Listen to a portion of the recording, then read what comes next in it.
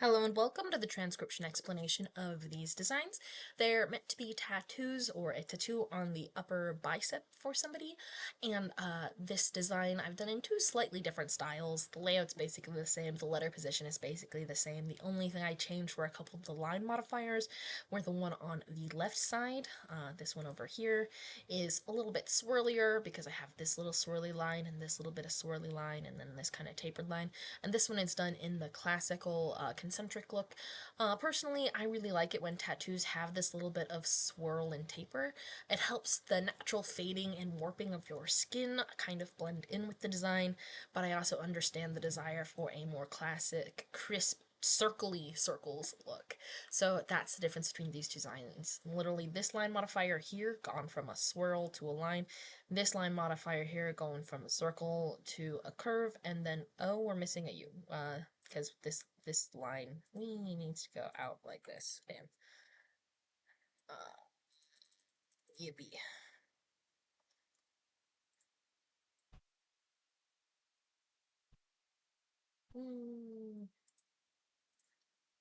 Actually, we're going to change things around a little bit. I'm going to shift this U outside of the double L. Really, this stroke to path minus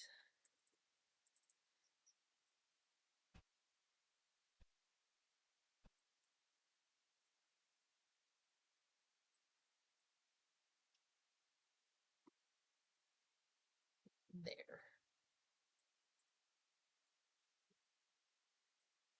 Okay. And I moved the U from here to here.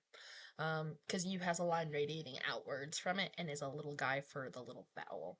So anyway, let's go ahead and read these designs. You read the script starting at the bottom and then you go counterclockwise, like a time traveler going back in time. And that's why we start with this word here at the bottom.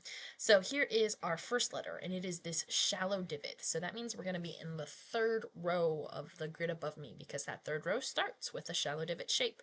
And then we're going to be in the very first column, because this line here, this one does not end on the divot, it ends on the vowel. So line modifiers only count where they end on a letter stem, so this line passing through does not count because it doesn't end on it. So that's just a letter T with no dots or lines on it. And this letter T has a vowel on it, this letter I, and an I is a vowel, one of these little hollow circles, and it has a line radiating inwards towards the center of our word circle. So here's an I line going inwards, here's another I, here's another I, U has a line radiating outwards, an O is positioned inwards, and an A is positioned outwards. So here's our word circle, and the A is positioned outwards. And an E is centered right in the middle of the word circle, or on the line of a word circle, right on the line of the word circle, or centered inside our consonant stems. So this without the line would be an E, this without the line would be an E, this without the line would be an E, so long, so forth. So the I's and U's are basically in the same position as the E's, they just have those lines radiating either in or out. So T with an I on it. And then when there's a vowel and a consonant together like this, you read the vowel after the consonant. So it's a T and then the I. Similarly, we have the M and then the E, because the M and the E are together. And an M is a full circle, so in the second row, and then it's in the column with 3 lines on it. 1, 2, 3 lines ending on that M. So T-I-M-E, so time. And then we have our I at the bottom of this word circle with a line going inwards, so that's the I.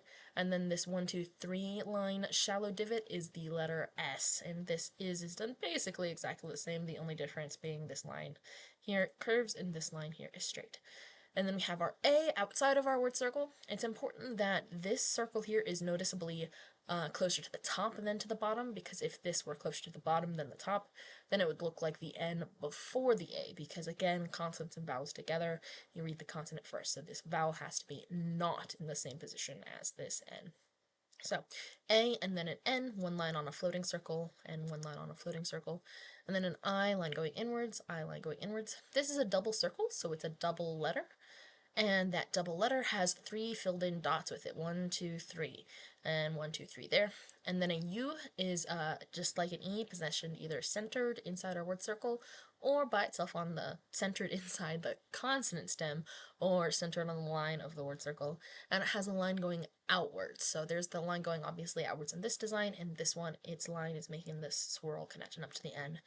And then this next consonant has 1, 2, 3 lines on it. Yes, this little curvy line counts twice because it ends twice. So even though it's just one curved line, because it terminates here and here, that means it counts twice, because we could have done something like this with these 2 lines where they're broken kind of at the end, but because there's 3 ending points, it counts for 3 lines, and that is an S, and then an I, line going inwards, the O inside our word circle, and then last but not least an N with 1 line on it. So there we have time is an illusion. Done in 2 slightly different styles, either one works. But yeah, thanks.